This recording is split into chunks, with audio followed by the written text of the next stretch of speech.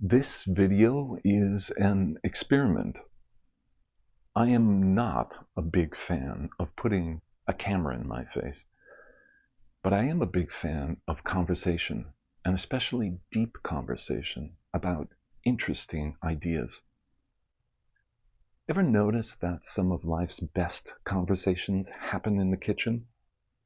I think that's because a healthy human being needs intellectual nourishment just as much as the body needs food.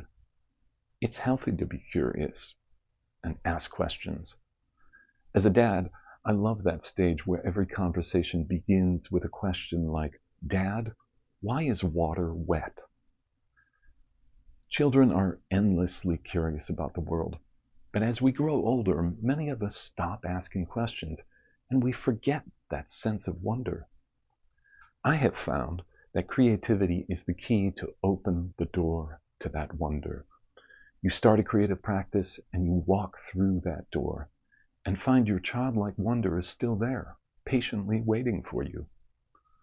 So, being hungry for some intellectual nourishment, I thought, what if I created a kind of asynchronous conversation by answering questions? And the idea is simple.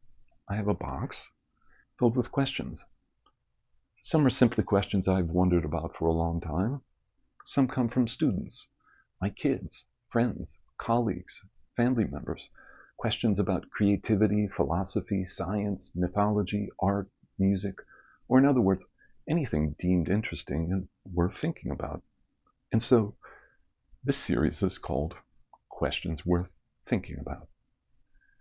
Last month, during a final critique in a sculpture class I was teaching at Pace University, we were discussing the role of chance and randomness in the creative process. I happened to have with me a prototype of my card system I've been developing for years to help generate ideas for drawings and paintings. And one of the students asked this question: why would you want to introduce randomness into the creative process?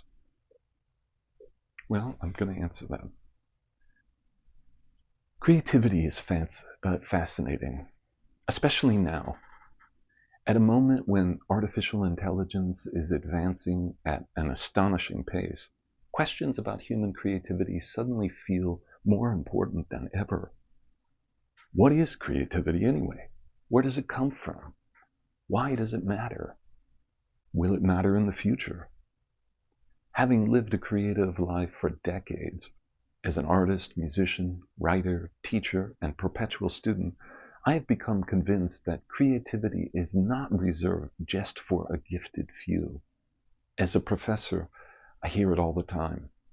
I'm not talented, I can't draw, I'm not creative. But I don't believe any of that. Creativity has been with humanity for at least 30,000 years, and likely much longer.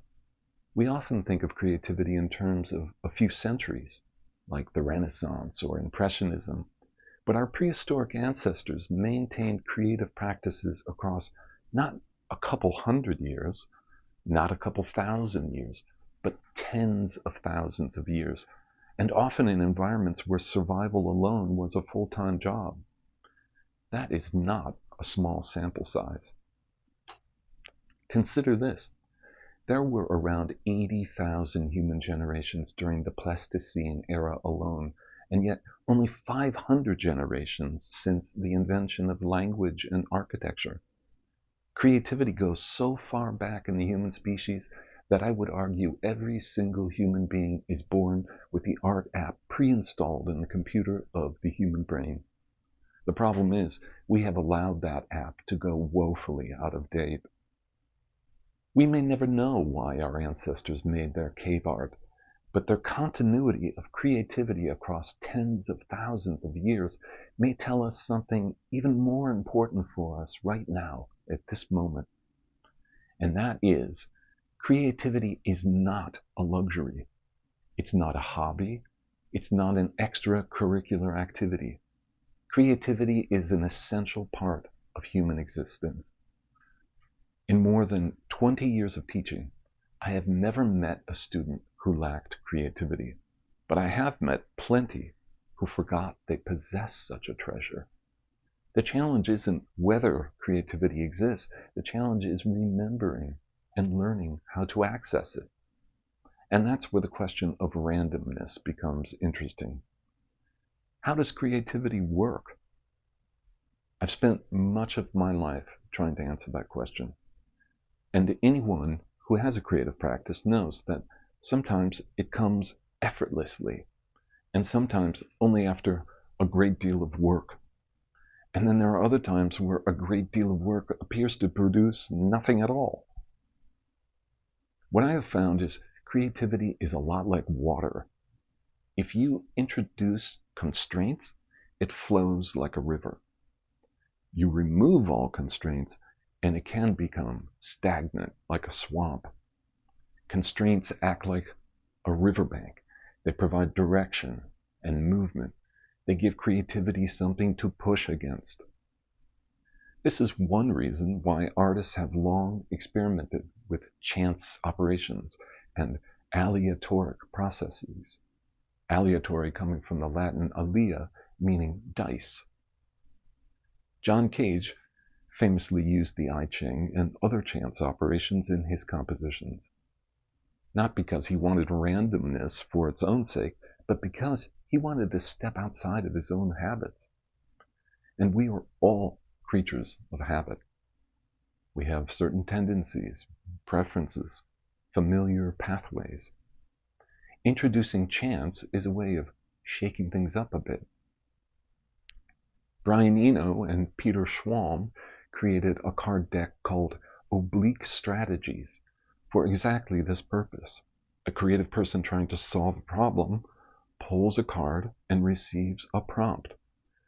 It's not a specific instruction like put more blue paint in the upper right corner, but something more suggestive that requires a certain amount of interpretation. I have a deck on my phone and I pulled one beforehand. It read, remove specifics and convert to ambiguities. That's interesting. It's not telling me what to do exactly. It's providing a new lens through which to view the problem. It is an arbitrary constraint designed to eliminate option paralysis, which is one of the biggest obstacles in creativity. That's exactly what my own card system is designed to do. The deck is divided into 3 categories. One card determines field or composition. Another suggests process or action to be taken. And a third acts as a wild card. Do I always use them? No. If I walk into the studio with an idea, I just simply make it. And honestly, that's most often how it goes. But if I feel stuck, or if I don't have an idea, or if I want to explore unfamiliar territory, the cards become very useful.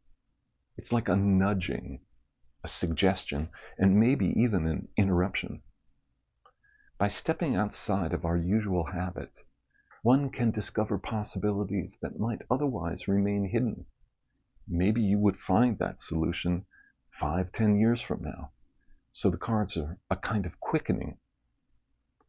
But the cards themselves are not creative.